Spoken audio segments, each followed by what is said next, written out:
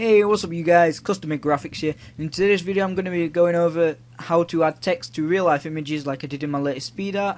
We're just going to add some text to a road with some nice shadows and make it look like it's really there.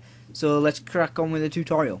So the first thing you want to do is make sure you've got Cinema 4D open, of course, and make a new material. Go into that material and make sure colour is selected.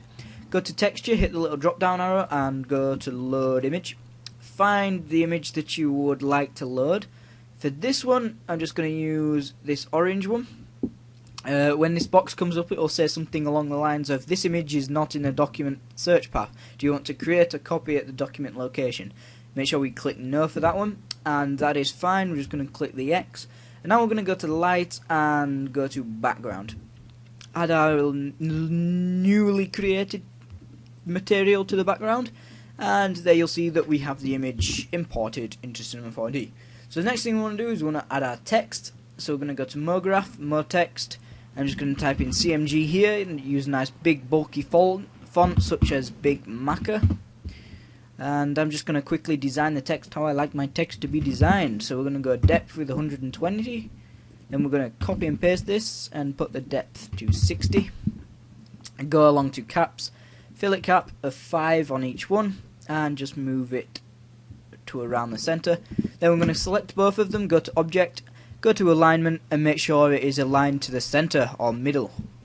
Okay, so once this is done, now we just want to manipulate this text to make it look like it actually could be in the road. So we're just going to rotate it a few times and bring it down to sort of road level. And I'm going to do it like so.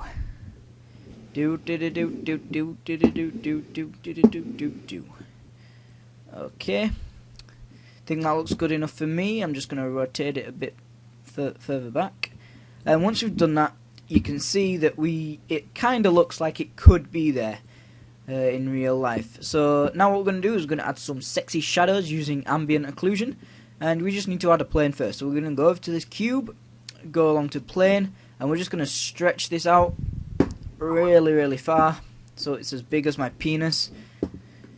There we go, and then we're going to go ahead and right click the plane, Cinema 4D tags, and make sure we click compositing. And compositing background down here, we're just going to go and tick that too. So now what we're going to do is we're going to go down to our background layer, and where the material is that we added to it, we're just going to control and click that material and drag it up so that it applies it there too. And you'll notice that when we render this out, it still looks like the same image. So now what we need to do is we need to adjust the plane so it's almost in line with the road. So we're just gonna rotate it a little bit, and then what we need to do is bring it down below our text, so it's like that. But you'll see that our text goes through this plane, so we want to make sure it's just below it, and we can fiddle with this a bit after. So I'm just going to go render that out real quick, and still nothing special because we need to go to our render settings, open up our render settings, go to effects, and add ambient occlusion. Now on the minimum rail length we're going to set this to 140, and the contrast we're going to make 35%. When that's done, we're just going to hit the red cross and re-render and see where we're at. So you'll see that we've got some dark shadow underneath our text now on the floor, and that's looking really good already. Now what we need to do is just apply the finishing touches.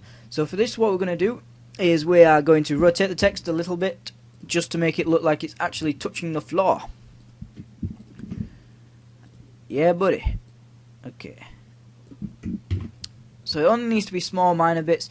So I'd say that's about in line now. We're just going to bring it a little bit further down. And I think... Oh shit, what are we doing? That will do me. And just down a tiny bit. And give it a quick render again. And you'll still notice it's just a bit too high, so we're going to bring it down a bit more.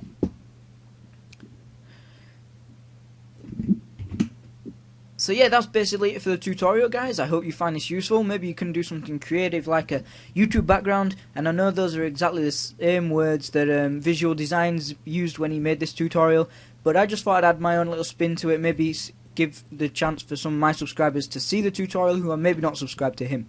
So I'll leave a link to his description in the video, to his video in the description. I think I got that the wrong way around then. Go check that out. And this is my tutorial, and I hope you guys found it useful. Peace.